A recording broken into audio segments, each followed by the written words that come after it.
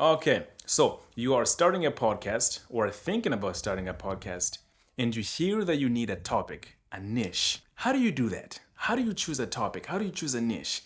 You choose a topic slash a niche based on your interests, based on your expertise, and based on your curiosity. Hey, my name is Moses Kabandana. I love giving you tools that facilitate your personal development. So if you're getting value from this video, give it a thumbs up. Let's get right into it. One of the ways that you choose a topic or a niche is based on your interests. What are you really interested in? For example, I'm interested in traveling. I love talking about cross-cultural experiences. In fact, right now I am in Jamaica, and before this I was in Honduras, and before that I was in Nicaragua. So traveling and cross-cultural experiences, more specifically, is an area of interest of mine.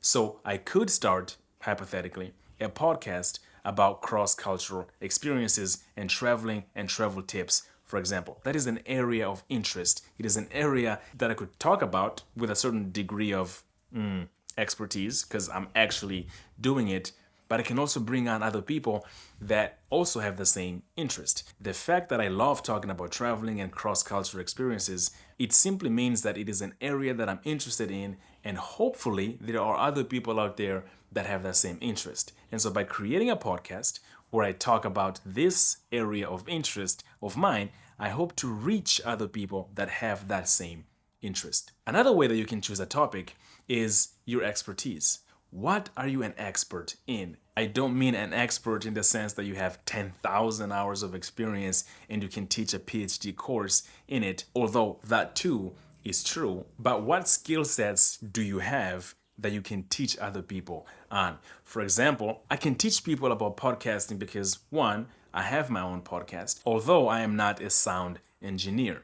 But I have a podcast, I create a podcast, I understand the podcasting landscape enough to teach some people, maybe not someone that has a complete studio with sound engineers and production team, but for the person that's just starting to podcast, I have more expertise than them and I can teach them. I have a skill set that I can bring to them. So what area are you an expert in? Maybe you are a brain surgeon. Maybe you are an excavator. Maybe you are a web designer. You have a skill set, a good and or a service that you can provide to others, and you are willing and able to teach that. Another area that can help you to choose a topic is curiosity. You don't have to be an expert in that field. You don't have to have an immense interest in that field. Although, let me elaborate on that, because interest and curiosity kind of sounds like they go hand in hand.